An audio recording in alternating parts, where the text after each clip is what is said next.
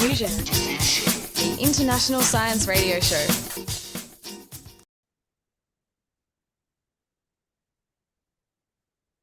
Hello, Susanna. Hello, how are you? I'm good, thank you. How are you? I'm doing well, thank you. Lovely to meet you. My name is Zsuzsanna Dansco, and I am a mathematician at the University of Sydney. And I will be giving this year's public lecture for Science Week on my research in knot theory. Great. So, should we start by telling people what they already know? What is a knot? What is a knot? So, if I say a knot in common language, what people would imagine is a piece of rope or a piece of shoelaces tying a knot on it. This is essentially what we mean by a knot in mathematics, except in mathematics and in this research field called topology, which deals with shapes and the shape of spaces in different dimensions, we consider two knots equal or the same if one can be made to look exactly like the other by continuous movement without doing anything violent like tearing the rope. And if I tie a knot on an open string like a shoelace or a rope, what I can always do is the same way that I tied it, I can pull the ends out and untie the whole thing. And so as long as you're thinking about knots on an open rope, all of these knots are mathematically equal because you can always untie every single one of them. And this means that knots on an open rope are not mathematically all that interesting, at least from the perspective of topology. However, there is a way to prevent yourself from being able to untie your knot, and that is to take the two ends of the rope and glue them together. That way, you obtain a knot on essentially a knotted circle, so a knot on a circle. And knots on a circle, there are many, many different knots because you can no longer do this pulling out trick to make them all equal. So two knots on a circle are equal if I can manipulate the circle gently to make one look exactly like the other. Another way that you could think about this is if your rope is infinite.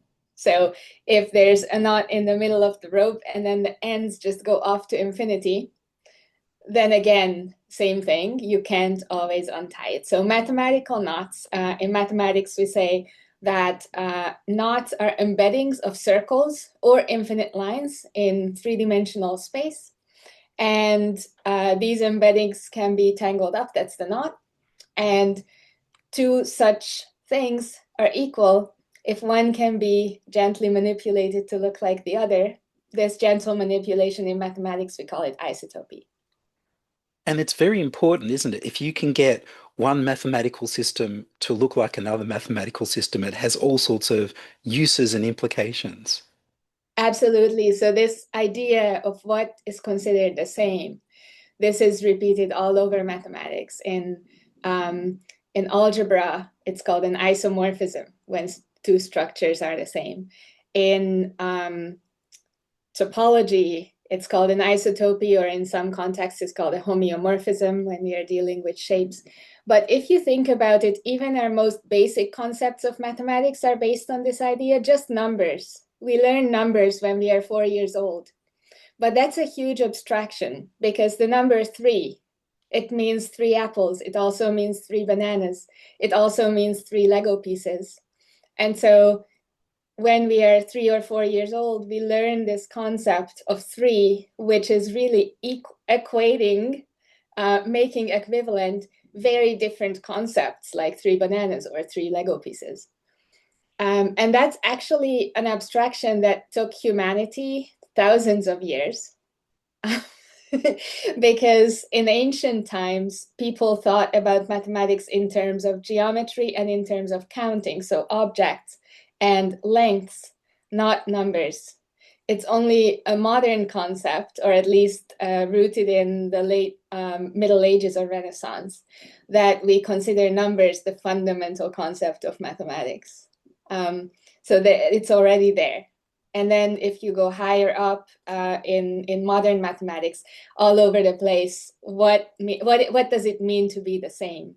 That's the most basic question that lets you then do anything else. Yeah. Yes, I know that if you can make one problem look like, or a new problem look more like a familiar problem, then you might be able to use the tools you already know to solve the problem. Precisely, yes. And that's perhaps one of the most powerful tools that we have in mathematics. Drawing parallels, turning analogies into rigorous correspondences so that we can translate tools from one place to another. I would say that's maybe one of the most important techniques. Another one would be examples. So you want to say something big and important, look at the basic examples to test the patterns that underlie.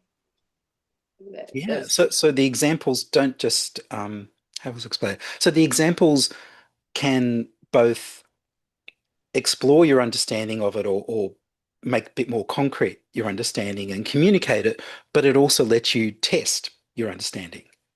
Precisely. You can test your hypotheses, you can gain intuition, you can discover your misconceptions, most important thing.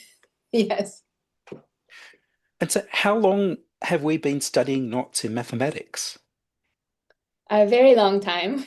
So, I mean, in more broadly, knots have been present since ancient times, and both in the engineering sense, where people use knots, even animals use knots to tie things together to secure things, birds weave their nests, and so on. Also, knots and their symmetries have inspired artists and spiritual quests in ancient cultures, including China and Tibetan Buddhism.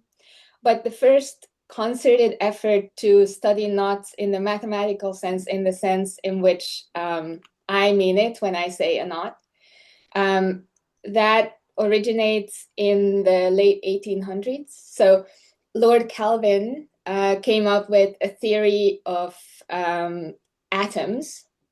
And in his theory, atoms were knots in the ether. And so this concept of knottedness was supposed to encode the different properties of different materials. And so Lord Kelvin's idea was that by studying knots mathematically, we can unlock these mysteries of physics and chemistry. And this initiated the first mathematical study of knots, and the first one of the first mathematicians who really went into the nitty-gritty of this was called Tate, and he approached it from this very natural mathematical instinct of classification. So once we have a clear definition of a structure or an object in mathematics, we want to find out, okay, how many are there? Are there infinitely many? Are there finitely many? Can we count them? Can we list them? So this comes up all over the place. So maybe one of the basic examples is prime numbers. So if you think about prime numbers, even as a child, you might wonder, do they go on infinitely long? And it's actually not, it's one of the most basic proofs that we have in mathematics to prove that there are infinitely many prime numbers. So are there infinitely many different knots on a circle? And the answer is yes. There's a nice concept of complexity associated with knots. So with numbers, it's really easy to tell how complex a number is, right? Because, the bigger, the harder, or the more prime factors, the harder. But in knot theory, perhaps it's not so clear, but if I show you two knots, you'll probably be able to tell me which one is more complicated. So how to make that precise?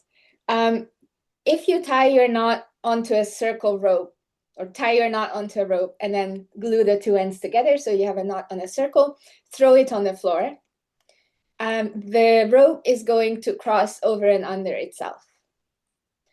And you can position it so that all of these crossings are just two pieces of rope, so there's not points where 7 strands of rope cross over each other, because that would be cheating. And then just count how many times the rope crosses over itself. So that's a measure of complexity. If I have a really simple knot, this number might be 3. If I have a very complicated knot, this number might be 278. However, because we consider knots equal, when there's a continuous movement transforming one knot to look exactly like the other, it is important that we factor that in, because I can take a completely unknotted piece of circle rope, that's called the unknot in knot theory, and I can jumble it up. So people who set up Christmas trees have experience with this. Christmas lights are typically one circle of unknotted wire, but when you take them out of the box, that's not what it looks like. So if you just count the number of crossings of the rope over itself, that might mislead you to believe that this knot is very complicated when it isn't. So you have to find the minimum number. Is that easy? Not necessarily, but but once you find the minimum number, that's a measure of how complex the knot is, and that is called the crossing number. So Tate, and since then many other mathematicians, have tabulated knots, so that's like a periodic table of knots, sort of. And this tabulation is in terms of the crossing number. So Tate's tabulation went up to 10 crossings and had a couple of mishaps where knots were not identified as being the same when they are in fact the same, but it was actually remarkably close to the actual truth. Today, knots are fully classified up to 19 crossings, which doesn't sound like that many. But if I tell you how many different knots there are, it will sound more impressive. There are 352,152,252 distinct prime knots up to 19 crossings. Prime means kind of atomic. And the person who did that is actually an Australian mathematician. His name is Ben Burton, and he works at the University of Queensland. And this is a result from 2020. So that's the current state of the art. Maybe I'll tell you a little bit about what that takes. So if you are looking at two knots and you want to decide whether they're the same, if they happen to be the same, all you need is time, right? Eventually, once you've spent enough time untangling those Christmas lights, you'll end up with a circle. Sometimes it's hard, like Tate didn't realize that some of his pairs, which looked very different, were actually the same. But all it takes is elbow grease to make that happen. However, if two knots are different, genuinely, one cannot be made to look like the other, then it's a trickier problem, because suppose you tell me that you haven't been able to make these two knots look the same. You worked on it for a year. Then I try and work for 10 years, and I can't either, all this proves us the two of us are not clever enough. It doesn't prove, it's evidence, but it doesn't prove that the two knots are different. So there's a gadget for this in mathematics, and that's called a knot invariant. So a knot invariant is like a function, but instead of assigning numbers to numbers, it assigns numbers to knots. And it's a function so that if you move the knot, the value doesn't change. So then if I have a knot invariant and I test two knots and I get two different values, then I know those two knots must have been different. So a lot of the effort in knot theory has been going into developing better and better knot invariants, which are good at distinguishing knots, but also which are good at detecting some of the other geometric properties of knots that people are interested in. So what are some of those geometric properties? So we've talked about whether they're different or the same. What are the other properties we should look at? So for example, there's a really cool theorem in knot theory called Seifert's theorem, which says that you can always realize your knot as the boundary or edge of a surface in three-dimensional space. So what does that mean? If I just have a circle and it's not knotted, you can imagine like making a bubble. So dipping the circle into soap solution, pulling it out, you'll have a bubble, and the edge of that bubble is my circle. Now you can actually do this with a knotted circle too. It's just going to be a more complicated bubble. But still, it's a surface embedded in three-dimensional space so that the boundary of the surface, the edge of the surface, is the knot. For every knot, such a surface exists. But this surface is not the same simplicity or complexity for each knot. So if my knot is the unknot, so just a circle, then the simplest such surface is just a disk. So just a flat, solid circle.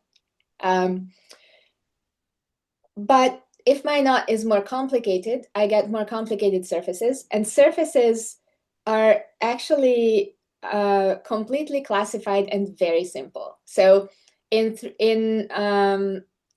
topology, two-dimensional surfaces come in just one sequence, and this sequence is first a sphere, or if I cut a hole in it, then it's a disk. Second, it's a donut surface, so like an inner tube. If I cut a hole in it, then it's a donut with a hole in it. And then if you go to a water park, you have inner tubes with more holes, right?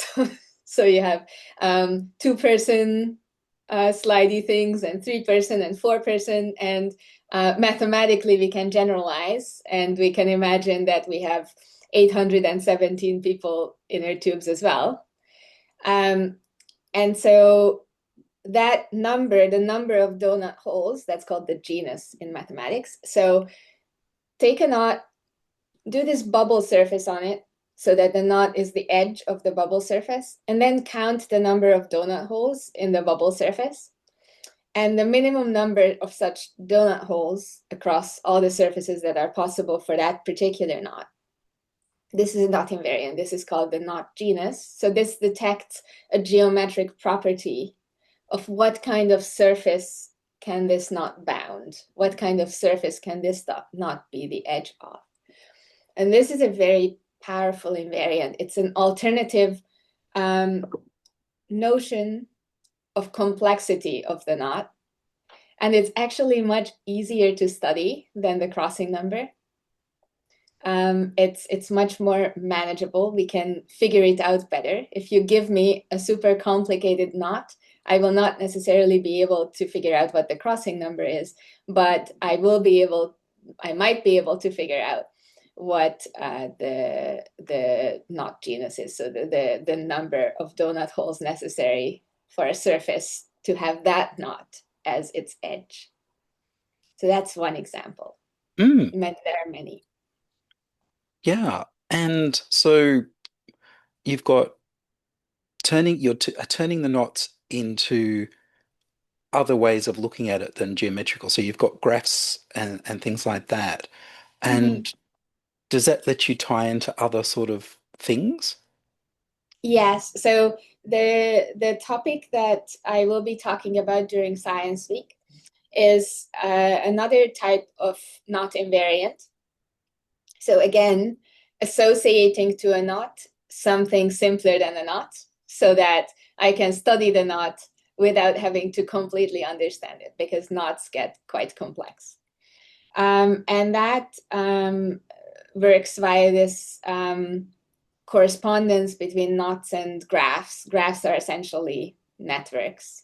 And in this lecture that I'll be doing, I'll explain how you go from knots to graphs, and then from graphs to numbers, and what these numbers tell you about the knot, and how good they are at distinguishing different knots.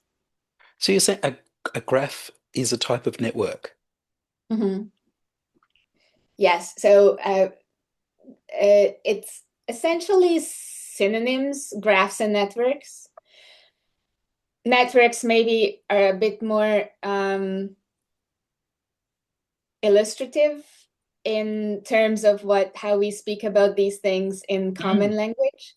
Because when I say graphs, many people remember the graph of a function, and that's not what we're talking about. So let's talk about networks. Right. What is a network? So it's a really simple idea. A network consists of just a bunch of nodes, or sometimes we call them vertices. And then some of these nodes are connected with each other.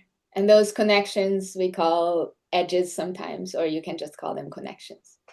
There are many real-life examples of this kind of structure. And even though the concept is very simple, the real-life examples get extremely complicated. One example is social networks. So old people like us are sometimes on Facebook. So on Facebook, the nodes would be people, users, and the connections or edges would be friendships. So if I'm friends with you on Facebook, then there would be an edge between my node and your node. So Facebook is a giant, very complicated graph. Maybe younger cohorts of people are on different types of social media. For example, on Instagram, the nodes are still users, but instead of friendships, there's following. And following is directed. I could be following you, but you're not following me. And so there would be an edge between us, but that edge would have an arrow pointing from me to you. That's another version of networks. It's also called a directed graph. Another example is the brain.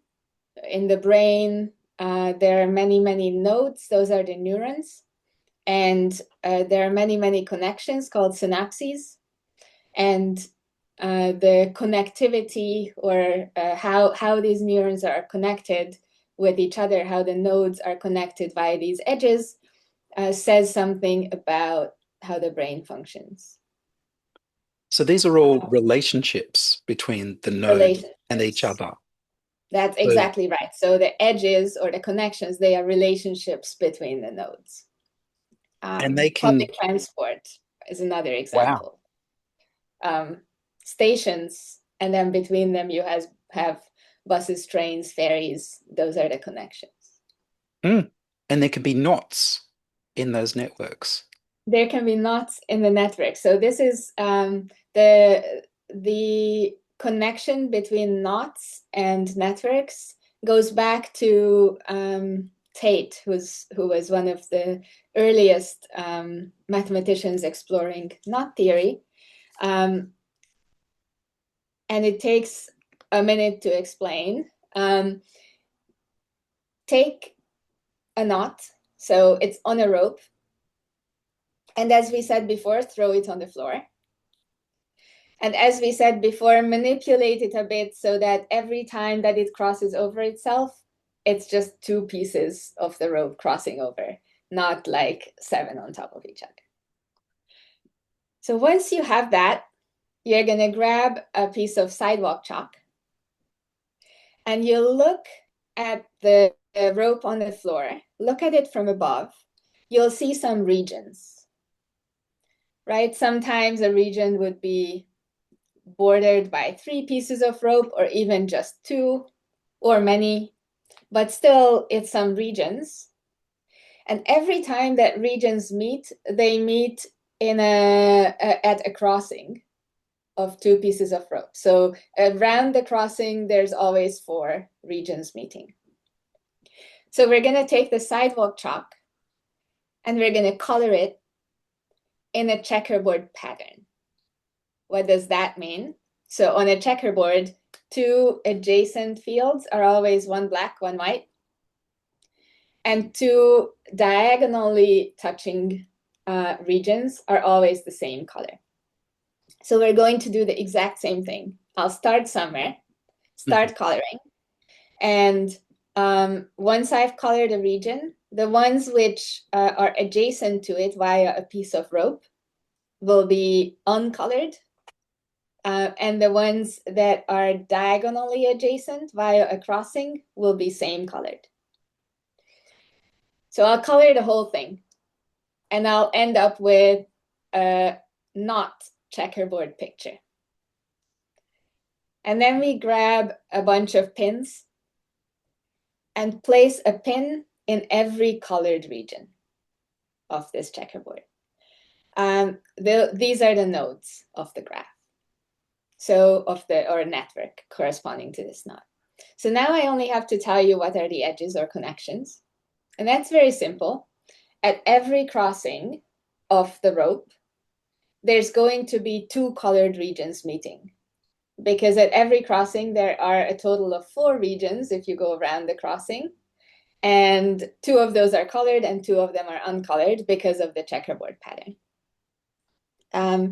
And each of those 2 colored regions has a pin. So I'm going to connect those 2 pins with an edge, with a connection in the graph. So in this graph, the nodes or vertices correspond to the colored regions, and the edges correspond to the crossings in this original picture of the knot. And that graph is called the Tate graph. And this forms a really interesting bridge between knot theory and graph theory, or network theory. And part of what I will be talking about for Science Week is how to exploit this bridge to learn more about knots using graphs. Wow, there's a lot to unpack there. So the connection there would mean that just like some knots are the same as other knots if you examine them the right way, so some networks are really the same as other networks if you look at them the right way. Yes, exactly. So different pictures of the same knot. So if I take my knot and I move it around, different such pictures of the same knot will correspond to different networks. But we can still, that information is still preserved within the networks. And part of the trick is how to extract it. So how to take this graph and based on the graph, compute something like a number or a table of numbers, which describes the original knot that this network came from. Yes, I would say there's a correspondence. You can go from knot to network to network to knot. It's not exactly a direct correspondence with like every single knot corresponding to just one network and vice versa. It's a bit more complex than that. But still, it's something that you can really exploit to gain information about the knots. Because that's obviously big business for companies like Meta that own Facebook and Instagram. to understand our social networks, and it's a big thing for, well, networks, as you were saying, and there's so many networks in our lives. Yes, definitely. The science of networks and graphs is quite lucrative, and there are a lot of techniques there that one can draw on. And so the other thing, I was looking at the paper you sent me, and it talked about two interesting concepts. A mutated knot was one of them. Mm-hmm, a So mutation. yeah, a mutation. Yes. A knot mutation is a specific operation that you can perform on a knot to turn it into a different knot. So I said to preserve the identity or not, you have to be very gentle and not tear it. So this one's violent. This one will turn a knot into a different knot. The way it works is that you find a little ball, a little sphere, which intersects your knot in 4 points. So imagine this invisible bubble, Mm-hmm. which includes a part of the knot, not some other parts, and the knot goes through it 4 times, enters and exits 4 times. So what you're going to do is snip it at those 4 points where the invisible bubble intersects the knot, and then take the bubble, flip it on its head, and then reattach the 4 ends. So we did a snip and reattach. This usually will change the identity of the knot because it's not a gentle movement. It's a violent alteration. However, it turns out that very often mutant knots, so knots that you can obtain from each other by performing this operation, this surgery on the knot, often mutant knots share a lot of properties with each other and also can be hard to distinguish from each other. So the research project that I will be talking about studied mutation classes of knots, so groups of knots which can be obtained from each other by performing these mutations. And we looked at how these groups of knots, these mutation classes, can be distinguished from each other. So being able to discern whether 2 knots are mutants of each other or not, or so different that even this violent operation cannot turn one of them into the other. And doing this using some tools that come from the theory of networks. Mm. And the other thing there was about thickened surfaces. Yeah, yes. So the there are many generalizations of knot theory.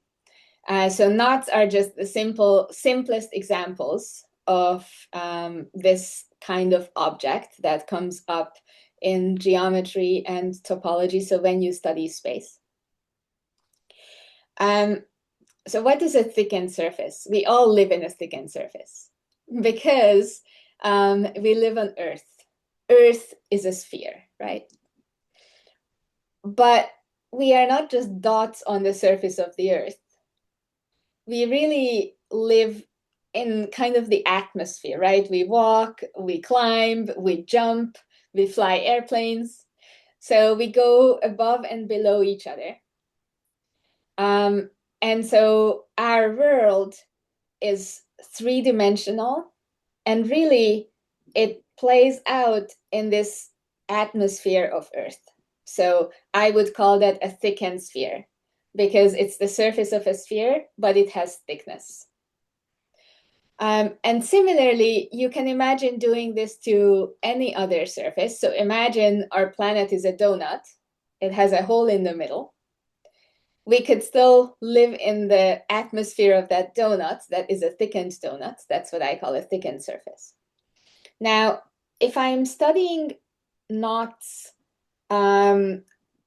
on Earth, then knots on Earth can only really be wrapped around themselves. That's all the complexity comes from the rope wrapping around itself. However, if I study knots in the atmosphere of a donut planet, there's two sources of complexity. One is the rope wrapping around itself like it used to on Earth. But on the other hand, it could also wrap around the donut hole. There are two directions around the donut hole. So that knot would have complexity coming from itself, knotting with itself, but also complexity coming from wrapping around its planet. Its supporting surface, we call it in knot theory. And that gives a much richer sort of class of objects, which we study. Okay, so I'm just trying to think that through. So we've got the different directions that you can put the knots in on the donut world as opposed to the sort of directions we have on Earth. Mm-hmm. And we were looking, and the mutations are if you do that violent sort of cut and rotate. So it's a little hard. How do you apply that to sort of real world networks that people might be more familiar with? Yeah, so definitely we were heading in a bit of a theoretical direction. So to bring it back to Earth, there's multiple facets to that question. So And you've got 1 minute left. should we wait for the 1 minute to run I out think and if then you start a can, new meeting? yeah, if we can keep hold of that question. How about Yes, I finish this one and then start another one up? Does that sound sounds great. reasonable? All right, Yeah. I'll do that now. Support diffusion by buying from the Diffusion Science Etsy store. Catch people's eyes like flies.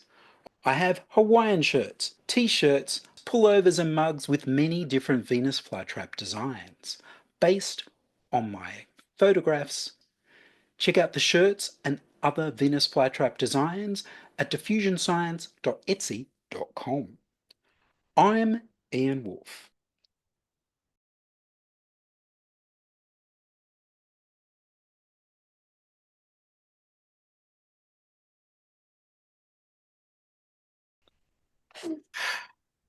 So you were explaining about ways of applying the theory of the mutation and thickened surface to the sort of networks that people might be more familiar with. Yeah, so I think it's a little bit, I would phrase that a little bit differently. Of course. There's broader and narrower questions about applications of this subject. So let's start with the broad and then narrow it down. With knot theory in general, knots come up in all kinds of places in the real world. And you would think real world knots are more like that type where you can pull the ends out, but that's not actually the case. So for example, genetic material in cells is encoded by DNA and RNA. And these form kind of long twisted strings or circles, which can get knotted up.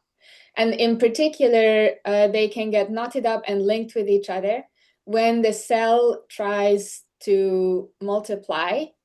And for that, it needs to duplicate its genetic material. So if you imagine taking a twisted piece of ribbon and cutting it in half, the twisting will result in some linking between the two new pieces. Now, if it's a string, yes, it's finite. It's not actually infinite. But when something is very long compared to its thickness, its width, it can behave as if it's infinite. And sometimes for example, in bacterial cells, it's actually a circle.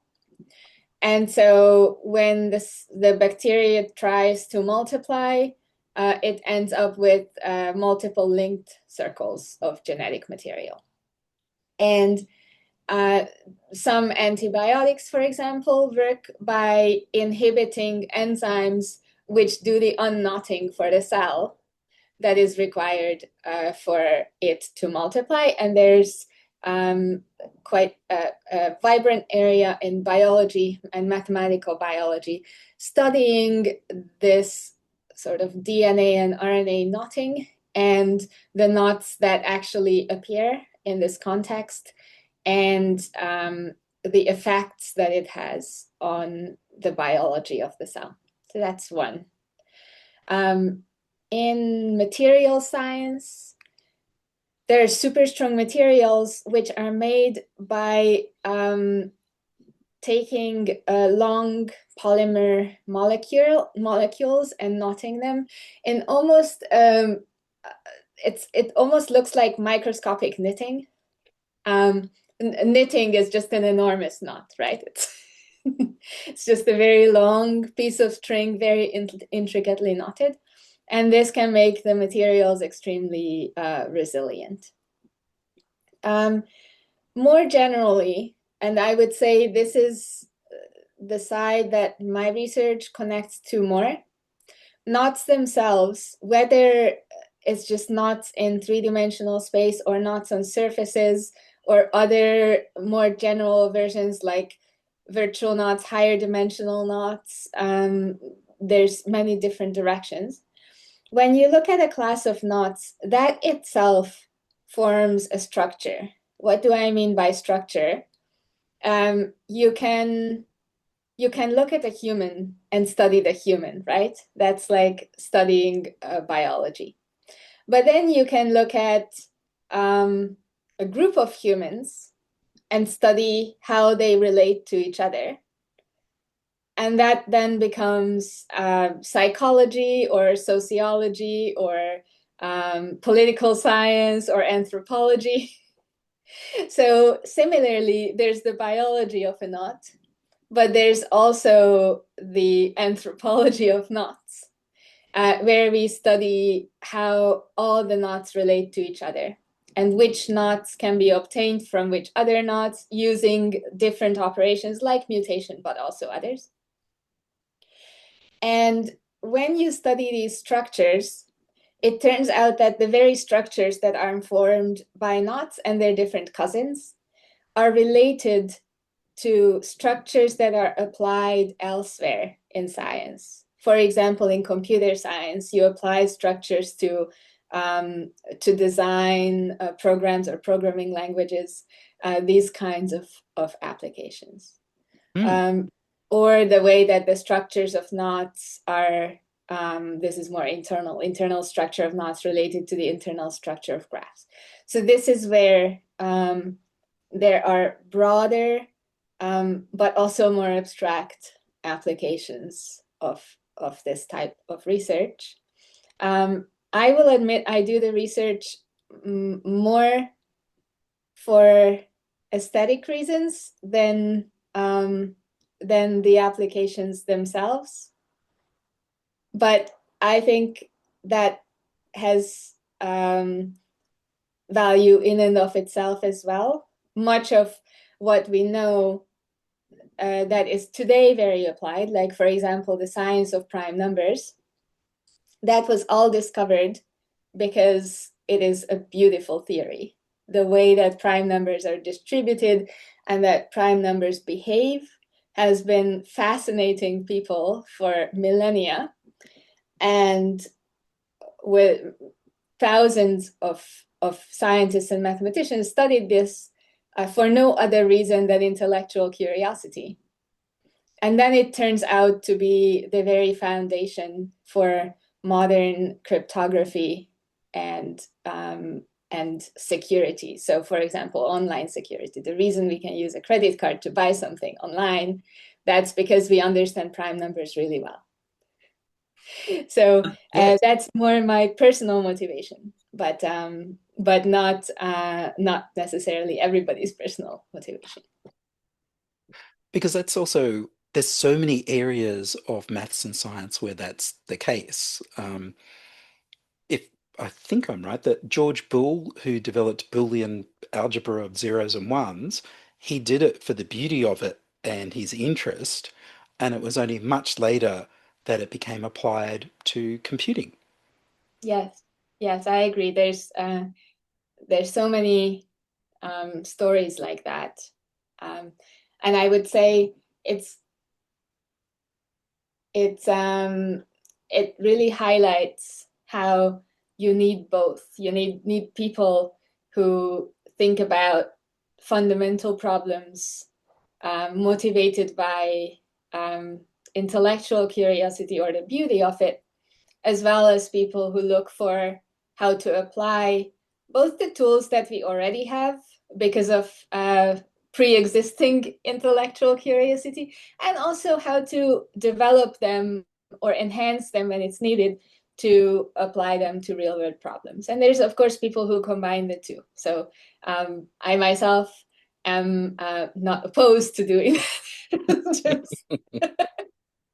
The way it's worked so far, I have mostly been motivated by the curiosity about the fundamental truths in this subject. Mm. And I guess that leads to the question of how you first started getting interested in finding out the truths of this subject. That is perhaps an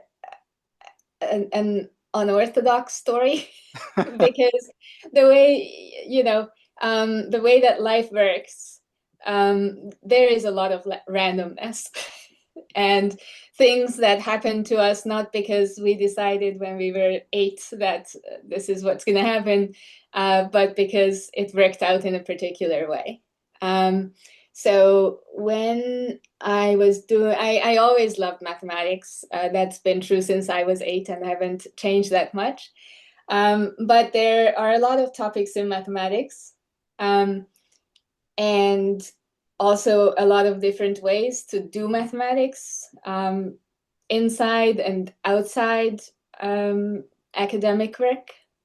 And what happened in my case was that I wanted to do a PhD, and I grew up in Hungary, and I had a partner at the time who had just finished their PhD, and they wanted to move to North America to get some experience internationally.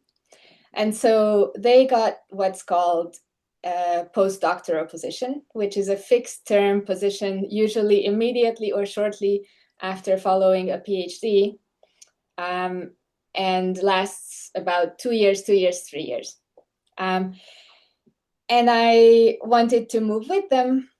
So I applied for PhD programs in the same location, and by some miracle, I was admitted to a PhD program in the same city as where he got his postdoctoral job. But a PhD is longer than the typical postdoctoral job. And so about a third of the way through, his position ended, and he had to move to the other side of the continent for the next one.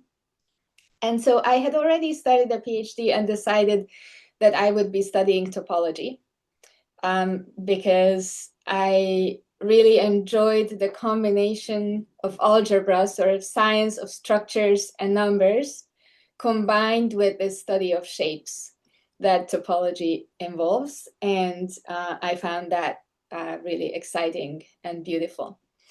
But at the new university where my partner was moving, there wasn't someone exactly in the area that I had started working on. However, there was a mathematician, Jor Barnatan, who was doing knot theory, so still within topology, but slightly different topic. And he had a really unusual view on it, using more algebra and less geometry than what I would say most of the field does. And I found that appealing. And it was also a way to disrupt my studies as little as possible by not switching to something completely separate. So this is how I ended up studying knots. And I've been enjoying it and studying knots ever since. Fantastic. And I think there was something I saw, I can't remember whether it was in the paper or in the slides. There was, I think, let me just have a quick look at my notes. I think it was virtual and classical knots was something that came up. What are they? Classical knots are what we talked about at the very beginning. So just a knotted up circle living in three-dimensional space, so you could put it in this room. A virtual knot is essentially a knot on a thickened surface. So this knotting around the donuts that we talked about, except you only really care about the part of the surface that the knot interacts with. So imagine that you have a planet shaped like a quadruple floaty. So it has 4 donut holes. Yes. And we have a knot that lives in the atmosphere of this weird planet. However, that knot only wraps around 2 of the 4 donut holes. So it wraps around itself, and 2 of the 4 donut holes doesn't touch the other 2. In that case, if I care about virtual knots rather than knots on surfaces, then I'd be allowed to just plug the other 2 donut holes because they don't matter. Right.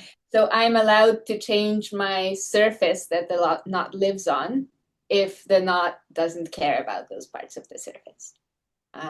Those are virtual knots. And it turns out virtual knots are very natural to study. This sounds like so much abstraction, right? We go from physical knots to mathematical knots to knots on surfaces to knots on surfaces where part of the surface doesn't matter. Why? So it turns out that virtual knots are very natural if you want to study knots using computers. Because when you study a knot using a computer doesn't really understand a picture. I mean, maybe these days it does, but but traditionally, you would want to feed into a computer a list of something. And the way to do that is that image of throwing a knot on the floor so that there are these crossings. So you could imagine encoding the knot by simply keeping a list of the different crossings and labeling the ends of the crossings. So let's say I have 3 crossings and the ends are labeled 1, 2, 3, 4, and then 5, 6, 7, 8, and then 9, 10, 11, 12. And then I also keep a list of which one's connected to which one. So like 1 to 7 and so on. So a list of crossings and a list of connections. It's similar, it's essentially a network. You have nodes, which are the crossings, and then connections between the nodes. But the connections are, they also are sensitive to what is the order around each of the nodes, right? Otherwise, you're changing the knot. So this is a very natural way to encode a knot. And when you compute, for example, when you want to tabulate knots or compute an invariant of a knot using a computer, say you have taken a picture of a molecule or a string of DNA and want to figure out what knot is on it, then you want to encode it for a computer and you want to run some calculations which will tell you the values of different invariants so that you can figure out what the original knot was.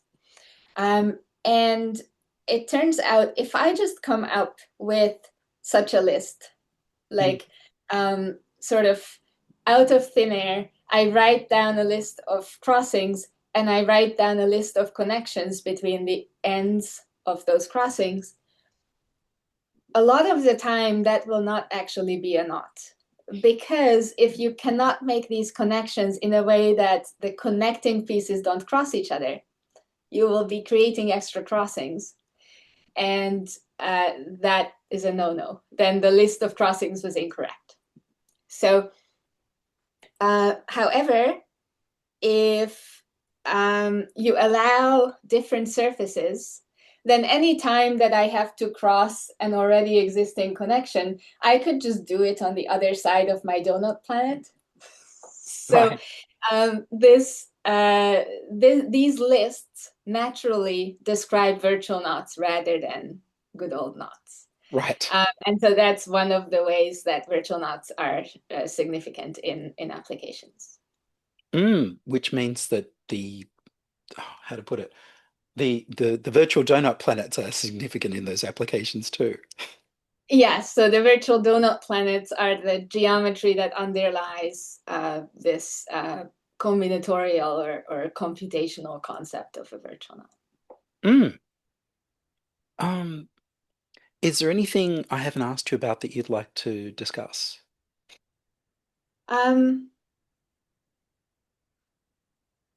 Perhaps just one thing that we have not touched on, and I think it is worth a mention, is that